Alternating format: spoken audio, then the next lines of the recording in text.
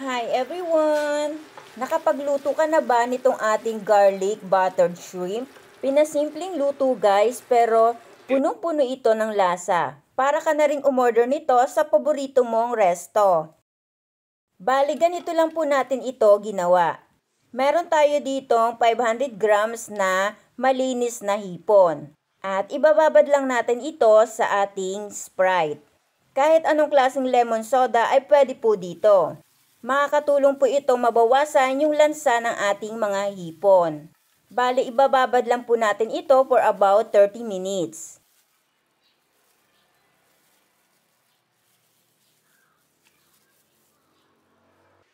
Sa isang pan ay maglalagay lang tayo ng 2 tablespoon na butter. At saka na natin ilagay yung ating ibinabad na mga hipon. At hindi na natin kailangan dito yung pinagbabara nito. Lulutuin lamang natin ito hanggang maging orange yung kulay ng ating mga hipon. At kung ganito na nga ang mga kulay nito, ay pwede na natin itong hanguin. Then, iset aside lang muna natin ito. Magdadagdag lang ako dito ng 2 tablespoon pa na butter. Then, mag-a-add tayo dito ng madaming bawang. Mas madaming bawang, mas masarap.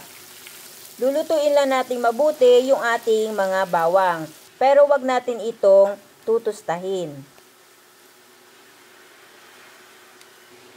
Kapag okay na nga yung ating mga bawang, ay maglalagay lang tayo dito ng 1 tablespoon na tomato paste. Pwede din po kayong gumamit ng tomato sauce. Idigisa lang natin mabuti yung ating tomato paste para mabawasan yung asim nito. Ibubuhos na rin natin dito yung natira nating lemon soda. At magdadagdag na rin tayo dito ng isang sachet na oyster sauce.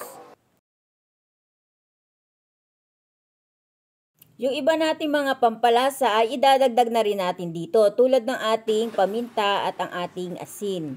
Kayo na po ang bahalang mag-adjust kung ano pa yung inyong idadagdag na mga pampalasa.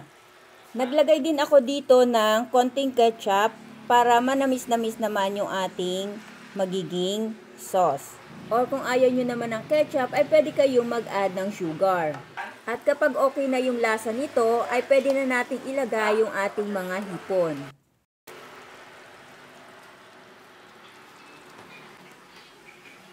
Hahaluin lamang natin itong mabuti para ma-coat ng hipon yung ating ginawang sauce. Bali, hahayaan lang muna natin itong maluto ng about 1 minute.